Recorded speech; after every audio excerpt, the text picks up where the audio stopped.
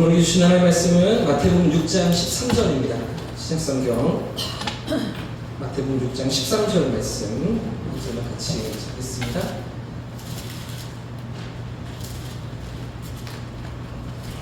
13절 말씀 한 절인데 다 함께 합독해서 읽겠습니다. 시작. 우리를 시험에 들게 하시니 마시옵고 다만 여기서 구하시옵소서. 나라와 권세와 영광이 아버지께 영원히 있사옵나이다. 할렐루야. 할렐루야. 하나님께서 우리 가운데 함께 하실 줄 믿습니다. 옆에 계신 분들에게 인사하겠습니다. 하나님께서 은혜로 찾아와 주실 줄 믿습니다. 아멘이시죠? 네. 가까이 찾아와 주시고 말씀하시며 우리 귀 기울이시는 하나님을 경험하는 이 가운데 지길 축복합니다. 이제 오늘이 주기도문의 마지막 시간입니다. 그러니까 오늘까지 18번에 걸쳐서 주기도문을 살펴봤었는데요. 상당히 좀 시간이 꽤 지났더라고요. 이렇게 길게 제가 살필지 몰랐는데 우리가 오늘 마지막 이 예수님의 가르치신 기도에 대해서 확인하면서 우리 기도가 어떤 자리로 나아가야 하는가를 또 깨닫고 또 붙잡고 기도하는 시간 되었으면 좋겠습니다. 여러분 지난번에도 우리가 이 마지막 부분을 주의 깊게 살펴보았었는데요. 여러분 기억나십니까? 바로 직전에 주기도문 내용이 어떤 내용이었죠? 이렇게 생긴 건 이렇게 생기고 이렇게 생긴 괄호였죠? 기억이 나십니까?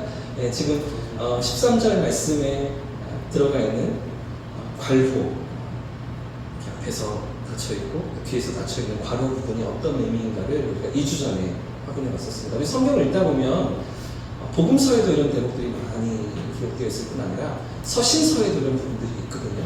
그러니까 어떤 사본에는 이 대목이 있는데 또 어떤 사본에는 또 빠져있더라 하는 표시를 이렇게 남겨둔 것 아니겠습니까? 사실 이 부분이 원래 예수님께서 가르치신 기도인지 아니면 후대에 누군가가 여기 첨가를 해놓은 것인지 우리가 지금은 알 수 없다 이런 결론이었잖아요. 벌써 2000년의 시간이 지나고 있고 그 사이에 여러 확인들을 하려고 애써 보았지만 이게 처음 예수님이 가르치신 기도인가? 그래서 마태가 AD 60년경에 마태복음을 기록할 때 이 주기도문 내용 가운데 마지막 대목 나라와 권세와 영광이 아버지께 있사옵나이다 이 대목이 원래 있었는가? 아니면 후대 누군가가 첨삭해 놓았는가? 알 수가 없다는 것이죠. 알 수 있는 방법은 원본이 찾아지면 뭐 선명해지는데 그죠? 마태가 처음 기록한 원본만 남아있고 발견만 된다면 그러면 논쟁의 여지가 없는데 원본은 남아있지 않고 사본으로만 우리에게 주어져 있기 때문에 그 사본들 가운데 어떤 부분에는 들어가 있고 어떤 부분에는 없더라 하는 것이죠. 자, 그런데도 불구하고 왜 우리는 이 마지막 부분을 함께 예수님의 기도로 포함해서 기도하고 있는가? 예수님이 가르치신 건지 아닌지도 알 수가 없고 불확실하고 어쩌면 빼놓을 수도 있는데도 불구하고 우리가 주기도문을 외울 때, 주기도문을 기도할 때 이 마지막 부분이 들어가 있습니까? 없습니까? 우리가 이제 주기도문이 세 번역이 되면서 우리가 가진 성경에 나라와 권세와 영광이라고 되어 있지만 그 전에 우리가 예전에 주기도문을 외울 때 이 앞에 뭐가 들어가 있었죠? 대개가 들어갔죠. 대개가 무슨 뜻입니까? 한 번도 생각해 본 적이 없으시죠? 대개가 뭘까요? 그러므로입니다. 그죠? 그러므로란 뜻이에요. 그러므로 나라와 권세와 영광이 아버지께 영원히 있사옵나이다 이런 뜻이었거든요. 근데 지금은 대개가 빠져있고 그냥 나라와 권세와 영광을 하는데요. 근데 왜 이 마지막 부분을 빼놓지 않고 우리가 함께 예수님의 기도로 그렇게 받아들이고 기도하고 있는가? 그 부분을 우리가 오늘 함께 생각해 보려고 합니다. 먼저 13절 말씀 다시 한 번 더 읽겠습니다. 오늘 13절 같이 한 번 더 읽죠. 시작. 우리를 시험에 들게 하지 마시옵고 다만 악에서 구하시옵소서. 나라와 권세와 영광이 아버지께 영원히 있사옵나이다. 아멘. 여러분 먼저 결론부터 말씀드린다면 우리 신앙생활 가운데 지금 우리가 하고 있는 여러 가지 신앙생활 가운데 많은 부분이 사실은 초대교회 때부터 이어져 내려온 예배의 형식이었다는 것입니다. 그러니까 어쩌다가 이렇게 생겨지고 어쩌다가 뭐 사라지기도 하고 들어오기도 하고 빠지기도 하는 이런 것들이 아니라 우리가 지금 오늘도 방금 찬양하시면서 예배 중에 일어나셨던 것, 뭐 우리가 성찬식을 가지는 것, 절기를 지키는 것, 예배 가운데 신앙 고백을 하는 것, 이런 예배 형식 중에 많은 부분들이 거의 대부분이 초대교회로부터 우리가 주일마다 사등신을 살피고 있는 것처럼 예루살렘 교회와 안디옥 교회 이런 초대교회 때부터 이어져 내려온 그런 예배 형식이었다는 것이죠. 오랜 역사 속에서 교회 공동체가 이 신앙을 계승해 나가고 2000년의 역사 가운데서 그 흐름을 우리가 이어받아서 가고 있는데 예수님 가르치신 기도도 그렇다는 것입니다. 그러니까 이 마지막 부분도 초대교회 때부터 그렇게 고백해 왔다라는 것이죠. 2000년 전 그 교회 역사의 긴 시간 속에서 믿음의 성도들이, 믿음의 백성들이 이 마지막 부분도 예수님의 기도로 받아들이고 함께 기도해 왔기 때문에 오늘날 우리도 이 마지막 부분 가로로 되어 있긴 하지만 그러나 예수님이 가르치신 기도로 믿고 이렇게 함께 고백하고 있다는 것입니다. 여러분, 그 중에서 특별히 우리가 살피고 있는 그 사도행전의 초대교회를 한번 생각해 보십시오. 예루살렘 교회, 그리고 또 이방인의 땅에 세워진 안디옥 교회와 같은 초대교회 성도들을 한번 생각해 보십시오. 여러분, 그들이 어떤 삶의 자리에 있었습니까? 예루살렘 교회도 그렇죠? 그 교회를 향한 그 헤롯 임금의 아주 강력한 핍박이 시작되고 있었죠. 유대교 종교 지도자들의 핍박뿐만 아니라 정치적인 핍박까지 이어지는 그런 상황 가운데 스데반 집사님이 순교하게 되고 그 일로 말미암아 모든 성도들이 다 흩어지게 되는 그런 핍박과 위협을 경험하지 않습니까? 안디옥 교회도 마찬가지입니다. 안디옥 교회도 이제 유대인들이 쫓아 올라와서는 어떤 비방을 하고 강박을 하고 율법에 있어서 이것들이 잘못됐다라는 어떤 공격들이 시작되는 그런 형편 가운데 초대교회가 있었는데 사실 초대교회 성도들은 목숨을 걸고서 신앙생활을 해왔습니다. 로마의 그 압제, 시저 황제를 신이라고 숭배하라는 그런 압제와 핍박 가운데 그리고 또 종교적인 유대교 종교의 그 핍박 속에서 믿음을 지키기 위해서 목숨의 위협을 각오하면서 순교를 두려워하지 않는 믿음으로 그런 신앙의 길을 초대교회 성도들이 걸어냈는데요. 자, 그런 초대교회 성도들이 삶으로 고백했던 세 가지 신앙 고백이 오늘 이 마지막 대목입니다. 방금 우리가 읽었던 주기도문의 마지막 부분에 초대교회 성도들이 가졌던 신앙 고백 세 가지가 담겨져 있는 것이죠. 나라와 권세와 영광이 영원히 아버지께 있습니다. 라는 믿음의 고백이 그들의 삶의 고백이었고 또 오늘 우리에게까지 이어지는 신앙의 고백이라는 것인데요. 첫 번째는요. 함께 따라해 보겠습니다. 하나님의 나라가 영원하다. 하나님의 나라가 영원하다는 것입니다. 나라와 권세와 영광이 아버지께 영원히 있습니다라고 고백할 때 이 기도에 초대교회 성도들의 믿음, 하나님의 나라가 영원하십니다 라는 믿음의 고백이 담겨 있었다는 것이죠. 여러분, 요즘 역사 논쟁은 아주 시끄럽죠? 뉴스를 킬 때마다 뭐 건국절 논쟁, 엊그저께 지난주에 지났던 8.15 광복절을 지나면서 역사 논쟁이 아주 시끄럽잖아요.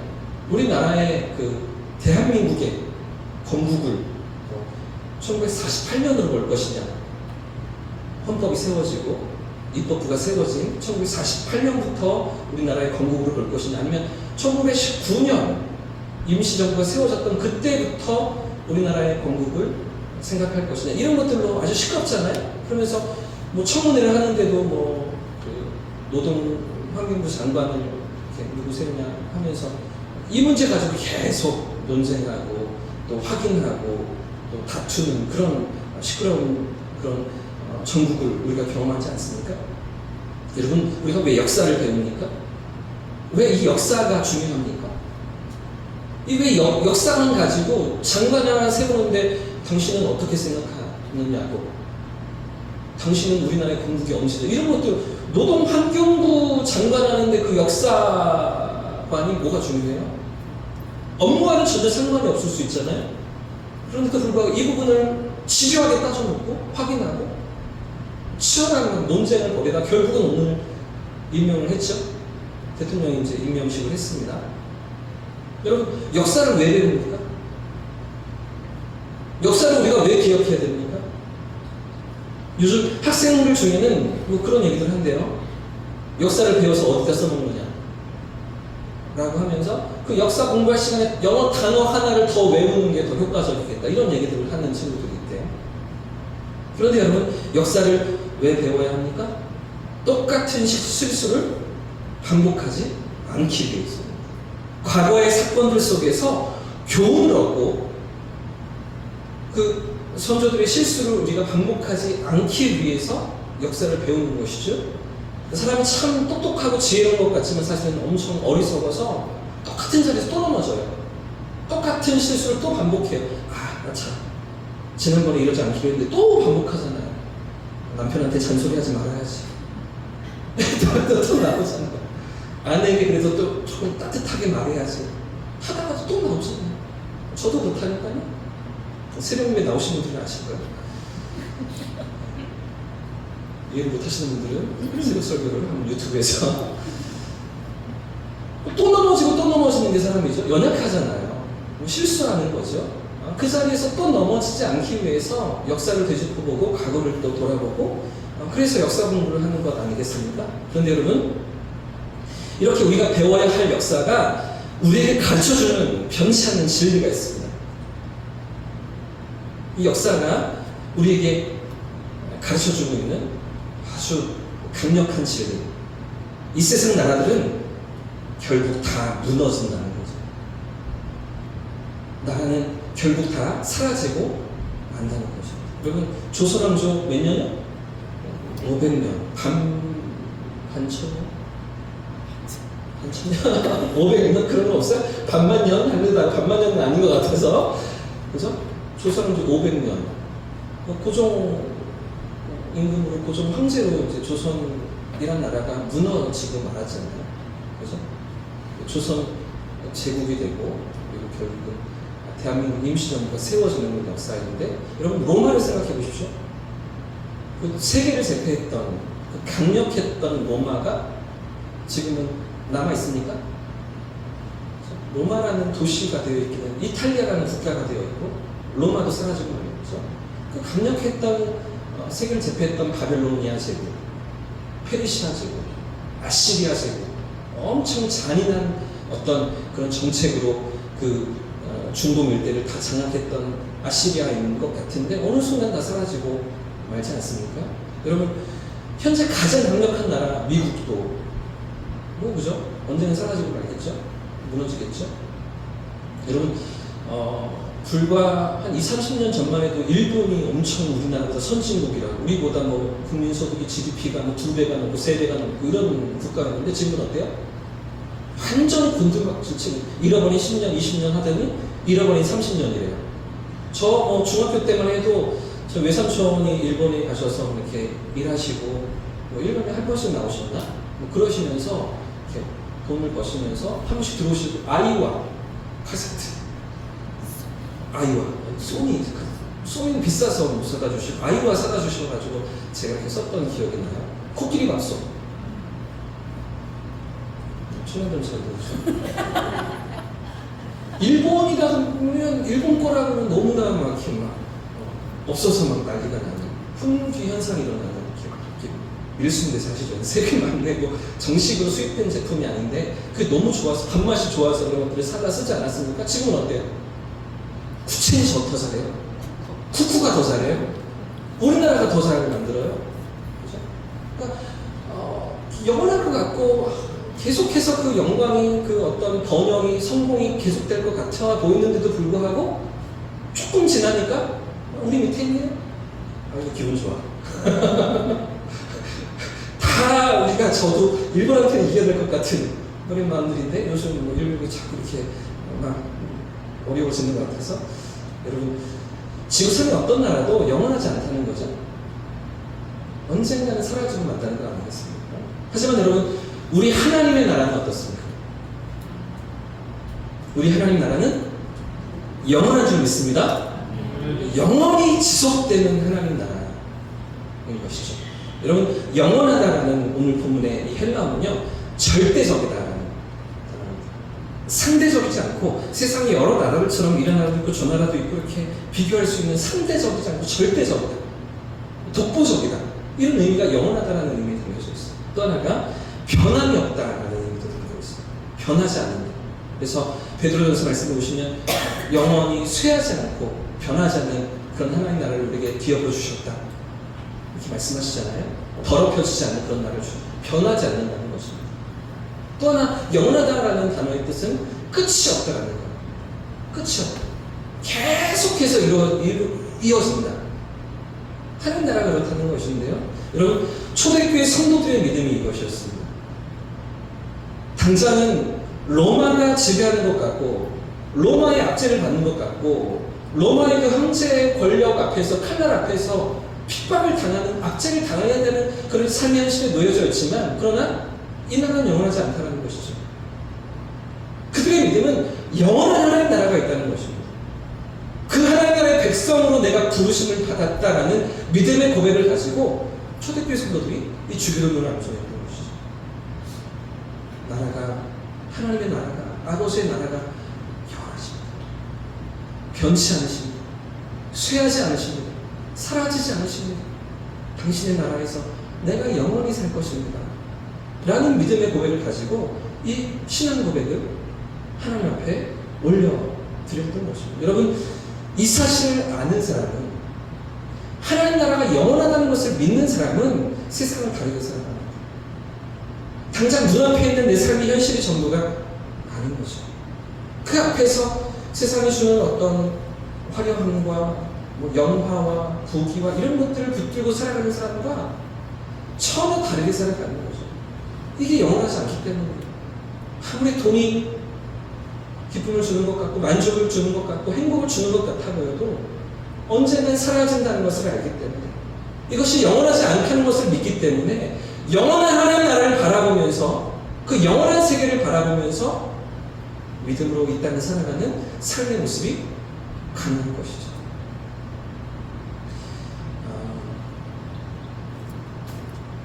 영광의 문, 전능자의 그늘이라는 그 일기장으로 되어 있는 그 선교 기록들을 남긴 짐 엘리엇이라는 선교사님이 있습니다.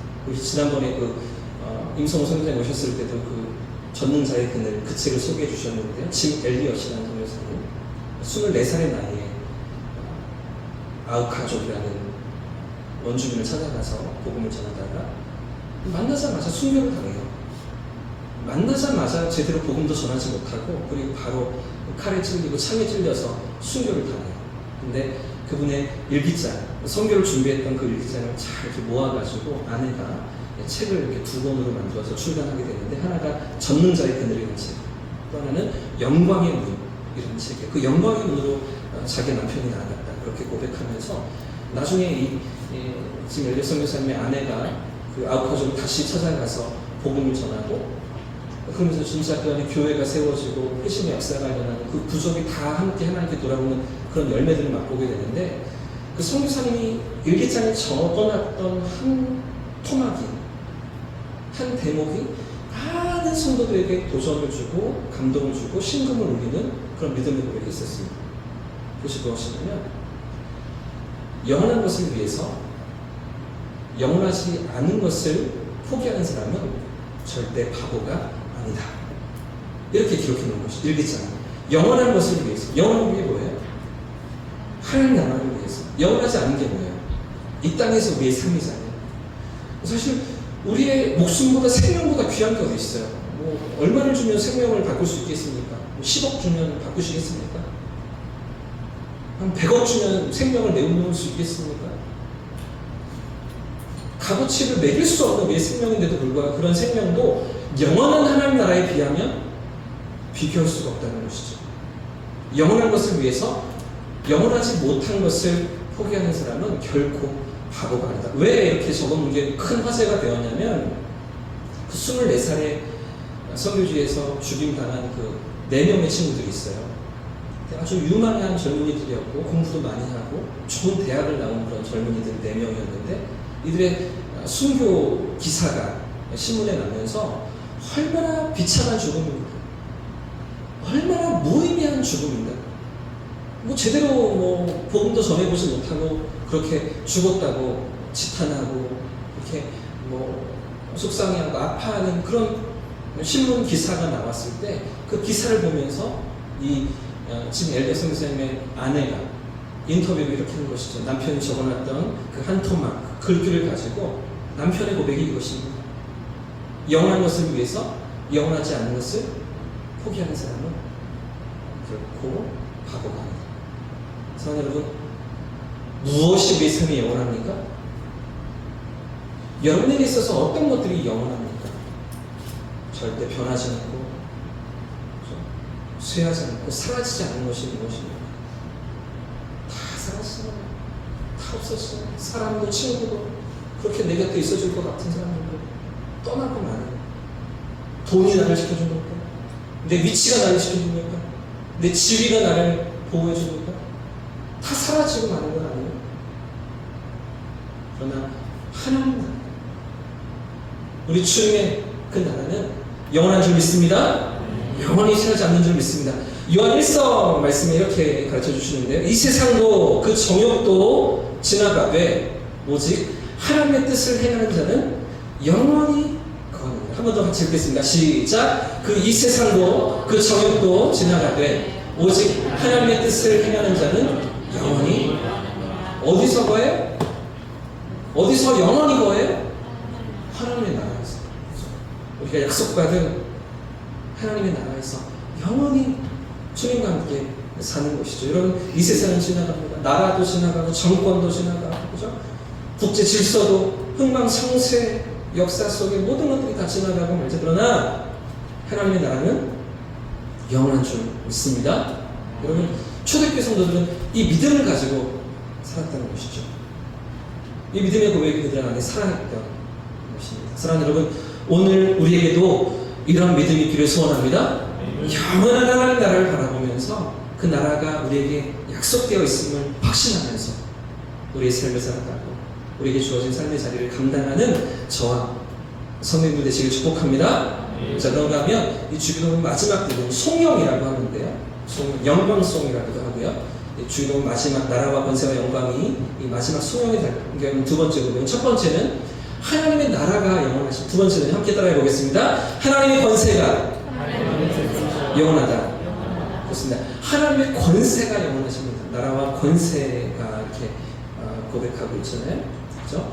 여러분, 세상의 권세자들도 대단한 힘이 있습니다. 그러니까 뭐 그렇게 막 청문회에서 막 발가벗겨지고 옛날에 했던 이야기까지 막 들춰지면서 그렇게 막 공격을 받는데도 불구하고 결국에는 장관 임명을 받는 거잖아요. 그 권세를 얻고자 하는 거잖아요. 그 위치에 올라가고 싶어 하는 거 아니에요? 세상 사람들은 그 세상의 권세를 뭐라고 불러요? 세상에서 힘 있는 사람을 뭐라고 부릅니까? 두 글자로. 네? 두 글자로. 실세. 뭐라고요? 실세. 뭐라고요? 실세. 여러분 집의 실세는 누구세요? 남편입니까? 아내입니까? 아니. 나라고 생각하시는 분은 자기 착각일 수 있어요. 어떤 집의 실세는 자녀들이기도 하죠. 자녀가 우상이고 자녀에게 모든 뭐 이렇게 포커스가 다 맞춰져 있기도 하고. 근데 요즘은요, 우리 집들의 실세가 고양이더라고요. 고양이 보니까 고양이 집사라고 불러요. 고양이를 키우는 게 아니라 고양이를 이렇게 모시는 거예요. 그러니까 집사예요. 고양이 옆에 이렇게 시중 들어주는 고양이 집사. 요즘 그런 세상이에요. 실세가 고양이에요. 그래서 여러분, 2017년도에 일본에서는 고양이를 모시는 고양이 집사 시험이 있었다고 합니다. 보십시오. 이런 시험이 있었대요, 진짜로. 객관식 100개 문항인데요. 고양이를 잘 모시기 위해서 준비가 되어 있는가? 고양이를 모실 만한 자격이 되어 있는가? 이런 시험을 치르는 건데, 초급과 중급 시험이 따로 있습니다. 초급 시험을 먼저 치르는데 초급은 48,000원, 중급은 58,000원 응시료가. 그 합격 기준은 70점. 이렇게 시험을 치렀고 2017년도 일본에서. 자, 우리나라는 어떨까요? 우리나라는 이 정도는 아니죠? 아니, 우리도 그래요. 우리나라도 이런 게 있더라고요. 벌써 6회째 관련인 능력 시험을 치렀나 보다. 서울시에 사는 거예요, 이거. 서울 시민들. 근데 서울 시민 아니어도 응시해서 치를 수 있대요, 원하면. 6번째 올해 치는데 올해 보십시오. 올해 며칠이에요, 지금? 2014년 7월 9일부터 지금 접수 기간 8월 25일까지. 25일 지났네요. 시험 응시는 못하겠네요. 시험 언제 치냐면 며칠 뒤에 9월 8일 날 치는 날입니다. 전용 기간이 있고 시험 치는 날이 있고 발표는 10월 달에 10월 6일 날, 실기 시험이 10월 6일 날, 필기 시험도 있고 실기 시험도 있고.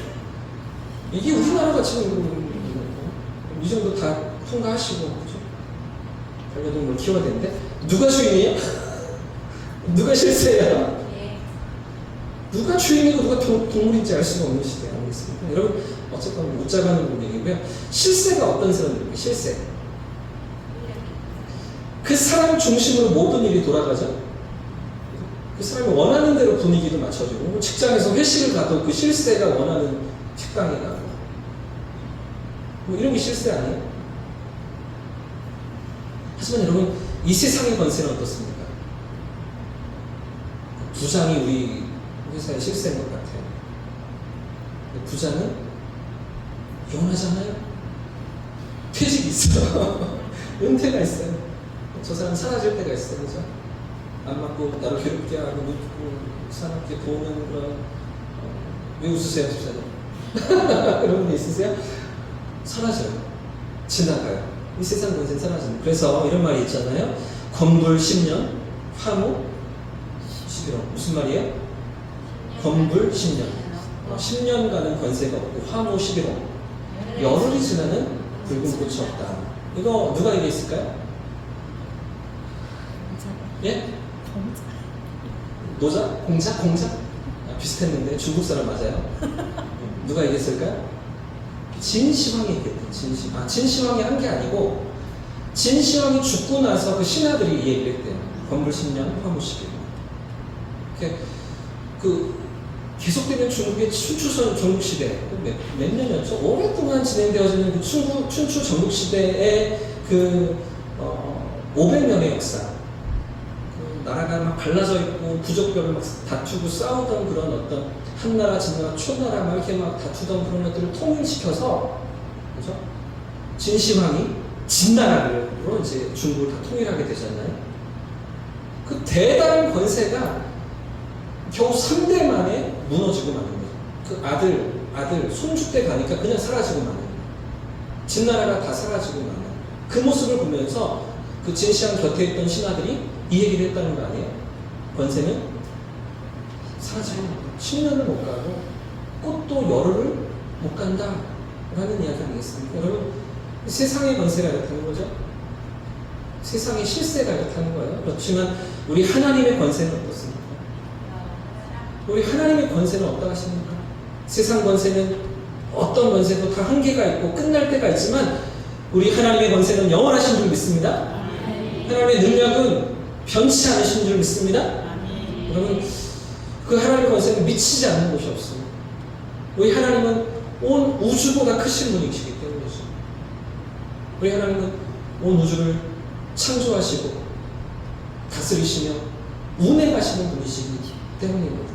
어제와 오늘이 동일하시고 당신의 뜻대로 이 땅을 통치하시는 살아계신 하나님, 그 하나님의 권세는 미치지 않는 것이 없는 것이죠. 영원한 것입니다. 사랑하는 여러분, 초대교회 성도들은 이런 믿음의 고백으로 그 삶의 자리를 살아냈습니다.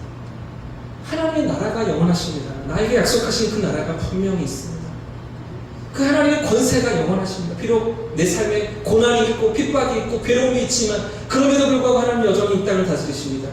내 삶을 다스리십니다.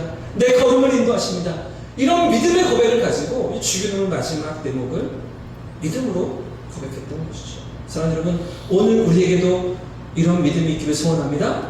그 하나님의 영원하신 권세가 나를 붙드시는 줄 믿고 내 삶의 걸음을 인도하시는 줄 믿고 오늘도 하나님 앞에서 이 삶의 걸음을 내딛는 저와 성도님 되시길 축복합니다. 자, 그럼 마지막으로요, 초대교회 성도들의 세 번째 신앙 고백. 첫 번째는 하나님 나라가 영원하십니다. 하나님의 권세가 영원하십니다. 마지막 세 번째는요, 이렇게 따라해 보겠습니다. 하나님의 영광이 영원하다. 그렇습니다. 하나님의 영광이 영원하십니다. 나라가, 그리고 하나님의 권세가, 하나님의 영광도 영원하십니다. 라는 고백이죠. 여러분, 얼마 전에 파리 올림픽이 끝났습니다. 아십니까? 얼마가 지났을까요? 파리 올림픽 끝나고 얼마나 지났을까요? 얼마? 2주 지났어요. 2주. 8월 11일 날 끝났습니다. 2주가 지났는데 벌써 가물가물하죠? 한참 지난 것 같죠? 막 그렇게 왜 경기를 새벽에 하고 그래요? 자꾸 낮에 안 하고. 낮에 좀 편하게 볼 수 있으면 좋은데 자꾸 새벽에 밤늦게 해가지고 잠도 못 자고 새벽기도 못 나오고 만들고. 그러면서 막 이렇게 우리가 열광하고 탁구도 보고 배드민턴도 보고 태권도도 보고 그랬었잖아요. 저만 봤어요? 아무튼 그러면서 그 2주간의 그 축제를 즐겼는데 벌써 그렇게 오래 지나가는 것 같은 올림픽 아니십니까? 여러분, 2주밖에 안 지났는데 그렇게 화려한 조명을 받고 국민들에게 사랑을 받던, 인기를 얻었던 그 선수들도 어느새 우리 기억에서 잊혀지고 마는 거죠. 여러분, 그 국가대표 선수들이 어떻게 훈련을 하는지 잘 아시죠? 요즘은 태릉 선수촌이 아니래요. 이제는 그 진천 선수촌으로 이제 옮겨서 거기서 국가대표 훈련을 하는데 얼마나 고된 훈련을 해야 국가대표에 선발됩니다. 그리고 나라의 대표가 되어서 태극 마스크를 달고 선수를 뛰는데 얼마나 피가 나는 훈련을 하고 노력을 해서 메달을 따옵니까? 심장이 터지고 근육이 찢어질 듯한 훈련을 날마다 이어가는 그런 일상 속에서 결국은 이제 자기가 준비한 그 종목을 선수로 나가는 거 아니겠습니까? 무엇을 위해서 그렇게 열심히 합니까? 무엇을 위해서 그렇게 4년 동안 준비합니까? 그 올림픽 단상에 올라가는 거죠. 그 자리에 올라서서 박수와 갈채를 받고 금메달을 목에 걸 것을 꿈꾸면서 이렇게 훈련하는 거잖아요. 그 짧은 찰나의 영광을 위해서 그렇게 애를 쓰는데, 그런데 우리 하나님의 영광은 어떻습니까? 찰나의 영광을 위해서 4년 동안 모든 열정을 쏟아붓습니다. 근데 우리 하나님의 영광은 영원하신 거죠. 우리 하나님의 영광은 사라지지 않는 줄 믿습니다. 세상의 영광은 금방 잊혀지고 말아요. 금방 쇠하고 말아요. 여러분, 우리 하나님은 그 영광 자체이시기 때문에, 그분 자신이 영광이시기 때문에, 여러분, 이번 올림픽에서 전 세계적으로 화제가 되었던 여러 장면들이 있는데, 삐약이가 바나나 먹고 이런 것들 아시죠?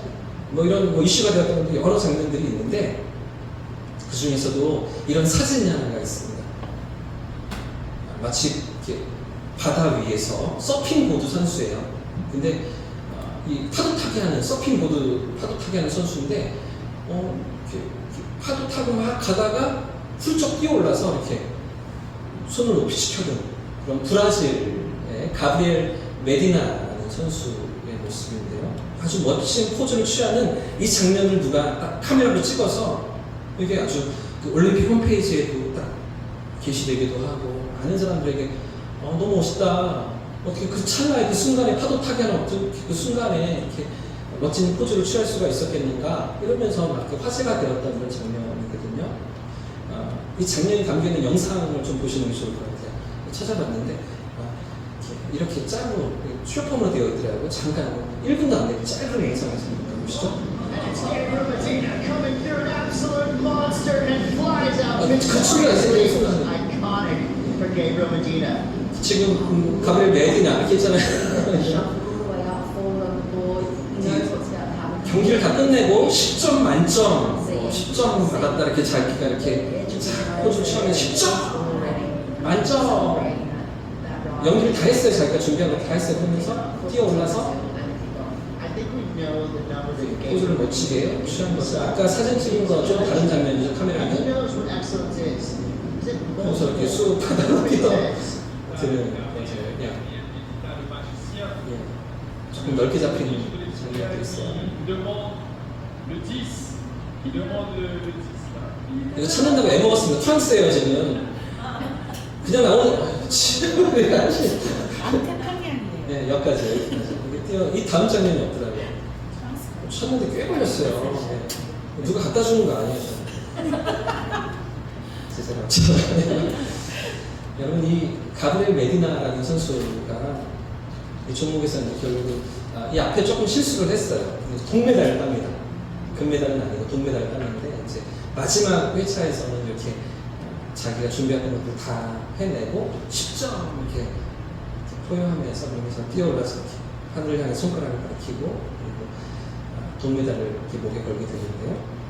이 선수가 이 장면이 있고 그 다음날 인스타그램에 이 장면이 기사가 되고 아주 이슈가 되는 것들을 보면서 그래서 자기 인스타그램에 그 기사 내용과 이런 글을 올렸다고 해요.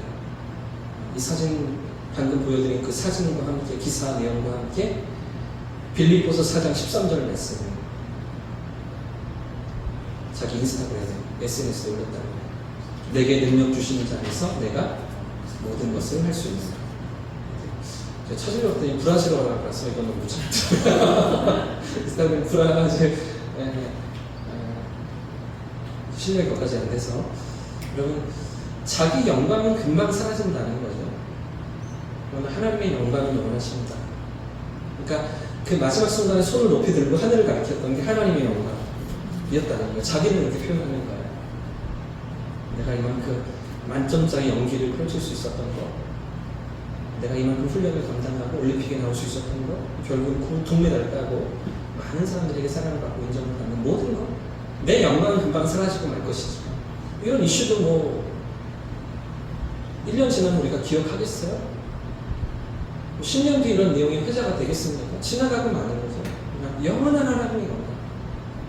세상의 영광은, 사람의 영광은 유한하고 금세 사라지고 말지만 하나님의 영광은 영원하십니다.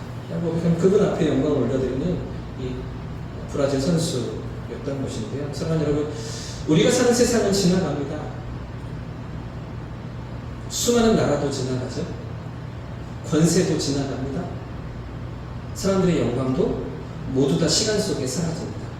그러나 우리 하나님은 시간을 초월하시는 분이세요.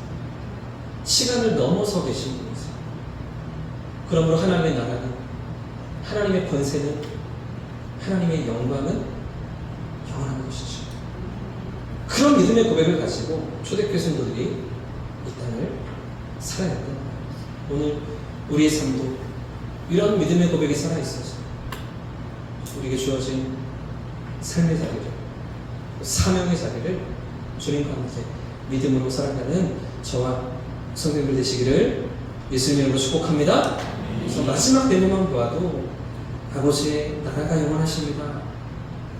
이 믿음의 고백만 있어요. 아버지의 권세가 영원하십니다. 아버지의 영광이 영원하십니다. 근데 그분이 나의 아버지세요. 그분이 나를 사랑하세요. 그분이 오늘도 나와 함께 하세요. 이 믿음의 고백이 있으면 두려울 게 없는 거죠. 물러설 이유가 없는 겁니다. 오늘 그 하나님 앞에서 우리 믿음의 길을 걸어내고 주 인도하심을 따라가는 저와 성도님들 되시기를 예수님 이름으로 축복합니다.